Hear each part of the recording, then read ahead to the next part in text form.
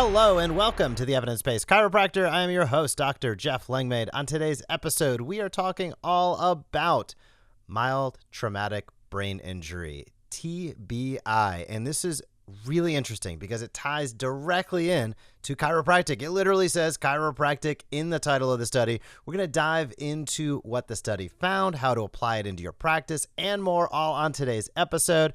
And I want to kick it off with something that does tie into this, and that is the best cervical spine objective assessment tool on the market, bar none. NeckCare, neckcare.com. I'll drop that link down below.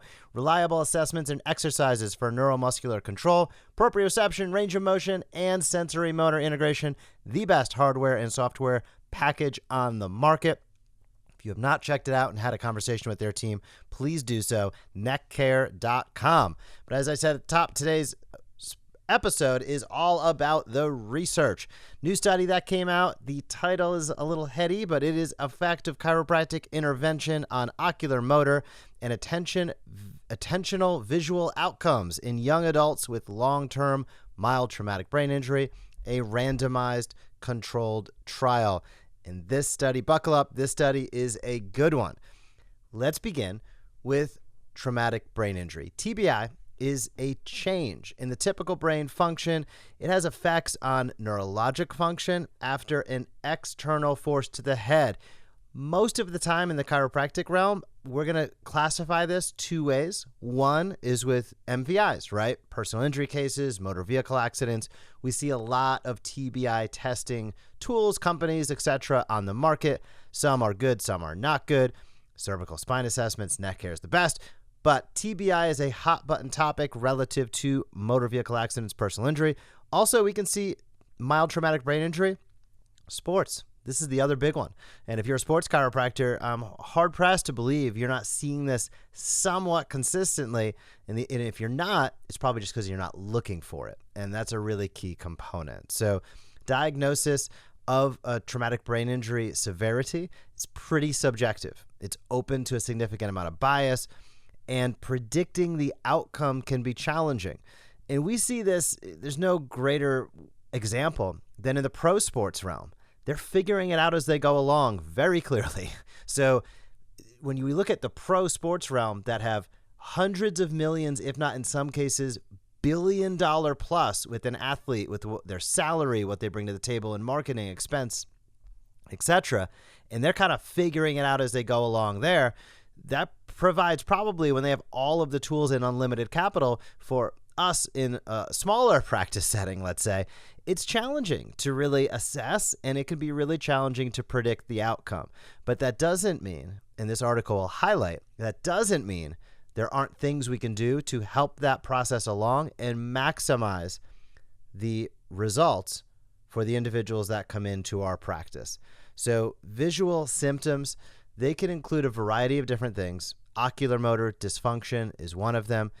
And this manifests often in challenges with convergence and accommodation, poor fixation, slower eye movements, eye pursuit movements being altered, and modifications of the vestibular ocular reflex, or VOR. Those are really important aspects when we're talking about analysis to understand and to gain really accurate and objective, sensitive and specific eye gaze behaviors. There's a variety of what they call computerized eye tracker assessments, CEAs, and these have become increasingly common.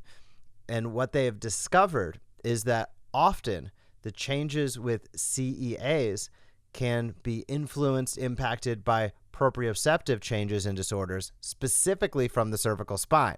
Now that should start to take your interest, because now we're getting into where this ties into what we do within chiropractic. Mild traumatic brain injury, higher incidence of neck pain, and significantly worse objective measures of cervical spine function compared to a normal population. We also know that when proprioceptive changes have occurred, this becomes a big deal, because cognitive performance, and specifically relative to mild traumatic brain injury, can have influence, impact. Again, there's a lot of unknowns with this, but there are tie-ins with Alzheimer's, Parkinson's, and stroke that are important to highlight. Enhancing proprioception, on the other side, through better integration of vestibular and sensory motor functions, can improve cognitive performance. So here we're seeing two ends of the spectrum. We see traumatic brain injury and CEA performance really leading ultimately and having the potential to lead to some pretty catastrophic disease, chronic disease changes. We also know that improving the proprioception can really make a big impact. I always love to see how the researchers define chiropractic. They define it in a really interesting way. Chiropractic in a really accurate way. Manual therapy whose aim is to manage spinal articular dysfunctions and altered neurological components associated with it. I said that a little bit awkwardly, but I think you get the point. Spinal joint dysfunction can result in altered afferent input to the central nervous system, and that modifies the way which we process and integrate sensory and proprioceptive input. And once that dysfunction is corrected, sensory motor integration and cognitive function can improve. Important components there with the research, because that is highlighting the core essence of where this study is going to move as we continue to go through it. Mild traumatic brain injury as assessed by these CEAs that were caused or worsened by a spinal injury. It's really important to think about the spinal dysfunction component. Sounds obvious, but for many, many decades, and I will go out on a limb and say even today, many people that are suffering with post-concussive syndromes, mild traumatic brain injury, are not getting the chiropractic care that very likely they need to maximize the benefit over time. This study was a single-blinded, randomized controlled single intervention study, and it had pre-intervention, post-intervention, basically people that struggled with all the participants 18 to 35 years old, no known oculomotor deficits prior to their traumatic brain injury. And some received chiropractic and some didn't. That's the easiest way to kind of go through the analysis. There were 20 people, approximate age 26 years old, in the intervention group. That was the chiropractic group. 20 people in the control group, average age 26 years old. So pretty similar in terms of that. And the key findings were as such. The results of this study showed that chiropractic intervention improved gaze stability, both with a stable head fixation and during dynamic head movement, VOR. Chiropractic also reduced eye movement latency and improved the performance in the Stroop test. Stroop test goes into detail in the study. We'll drop, of course, a link down in the show notes if you want to check that out. It's a test specific to traumatic brain injury and how we are moving proprioceptively. So these findings do support the idea that vision-based TBI symptoms involve some abnormal spinal issues, proprioceptive input, abnormal spinal issues, and that interventions aimed at reducing that dysfunction, ding, ding, ding, aka chiropractic adjustments, spinal adjustments, may have some benefit in the management of mild traumatic brain injury. The chiropractic group in this study showed improvement in gaze stability, again, during the fixation, meaning head still, and during the VOR, head moving test. And there has been previous research, I did not know this, showing brain injured people have poorer fixation than healthy controls, suggesting that a chronic injury can affect gaze stability. And this is important because a lot of times I look at some of the research like this, there's some more to go into in this study. Sometimes it can become pretty scientific pretty quickly and almost get detached from quality of life issues. You know, are you moving your head this way or that way? How's your eye moving this way or that way? And are we able to impart any inference on whether or not that's impacting or resulting in a mild traumatic brain injury? These are important things to keep in mind, but what's really important to keep in mind beyond all of that is people that have mild traumatic brain injuries, when you have a concussion, you're more likely to get a second concussion. We all know this. And then there's the cascade of these that can really impact quality of life. And I'm going to go take a step to the side here because athletes are easy to look at. When we've seen post-concussive syndromes in athletes, people that have repetitive concussions, repetitive mild traumatic brain injuries, this can result in real big changes to their life. And I'm talking quality of life issues that go far outside the scope of what we'd consider spinal issues, personality changes. We have seen violence ultimately as a result of some of these consistent concussions over a long period of time, personality changes that get to the heart of who the person were. And there's still a lot of gray area in terms of cause versus correlative versus what was there versus not what. That's not for today's episode. What's for today's episode is for you to understand that what you do with your hands, what you do with the chiropractic adjustment, a spinal adjustment in your practice, can make a really positive impact on the dysfunction of that individual's spine. And when you make a positive impact on the dysfunction of that individual's spine, you're helping them recover from that traumatic brain injury in the best manner possible. That is a really, really big deal. So during their Stroop's test, they found people with post-concussive syndrome had higher error rates, and the time to complete the test was much longer than those in the normative data. So this is really important. And when we think about chiropractic, there's the proprioceptive aspect can't be overstated. How we view and interpret our life, how we're living, how we know we are in space, all comes down to our brain's ability to process information. And the spine provides the largest amount of that proprioceptive information to the brain. So critical to remember that injury that causes spinal dysfunction could alter and does alter how we interpret all of this visual information. And when we provide chiropractic care, it can activate musculature. It can activate spindles in the spinal joints by firing 1A afferents to the brain, which this directly impacts processing.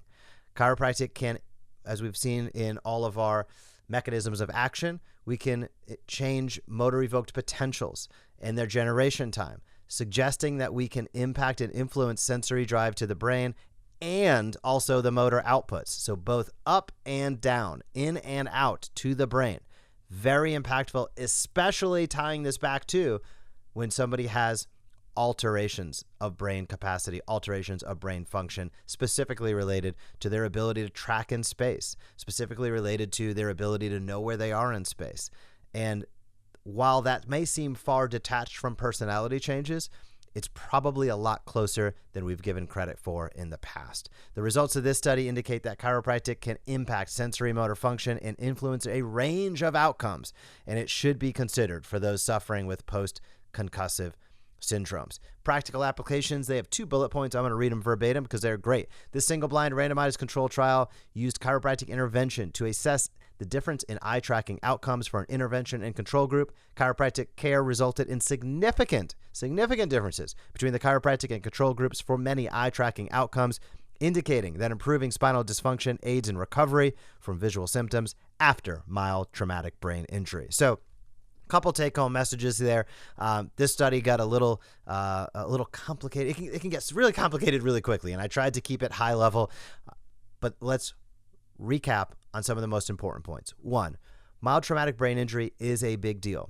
And for any individual that has a concussion, you need to understand that that can fall within the umbrella of mild traumatic brain injury, and you need to take the assessment of that really seriously for a variety of reasons. 1 is that you can make a really big impact in it. So being able to assess whether somebody has a mild traumatic brain injury and then deliver the appropriate care can help them in a way that's probably difficult for you to appreciate today. 2, for those individuals that are struggling with a traumatic brain injury, they can have a cascade of effects that could take effect over time. So you being able to help them get better quicker is really meaningful, especially when you think of the fact that one concussion dramatically increases the likelihood of the second concussion, which dramatically, so the time and the velocity of this time really matters. If you're able to shorten the recovery period, then, or at least influence the shortening of that recovery period, you are by definition going to be decreasing the likelihood that they're going to have a subsequent concussion that advances into traumatic brain injury territory. That is really, really important. And another component is I can nearly guarantee you that almost nobody in your community knows that what you do within your 4 walls of your practice, probably very few of you out there listening, maybe you have a concussion-based practice, but 99% of you listening, 99.999% of your community has no idea that when their child or themselves have a concussion or are diagnosed with a mild traumatic brain injury, they should be in your practice barring a red flag. Unequivocally, bar none. So hopefully this research study started to tease out some of those concepts for you, hopefully provide a little bit of inspiration to get out there and have some of these conversations. And of course, I'm going to drop a link to the study down in the show notes if you'd love to dig deeper at the source. Now, before we wrap up today's episode, I want to say a few words about TurnCloud. TurnCloud EHR, they're a supporter of this show. I'll ask you to click over to them, have a conversation with their team, and see if TurnCloud can help you run a more efficient practice. Why wouldn't you do that? They strip away everything that's not essential. They make everyday functions simpler, and they create an intuitive application where no one needs a user manual. If that sounds interesting to you, head over to turncloud.com, schedule a quick call with their team. Other than that, I hope you have a fantastic week in practice, and I will talk to you soon. Thank you for joining us on this episode of the Evidence Based Chiropractor. If you want to grow your practice, come back for next week's episode. If you want to grow faster, visit the evidencebasedchiropractor.com and join our MD Marketing membership today.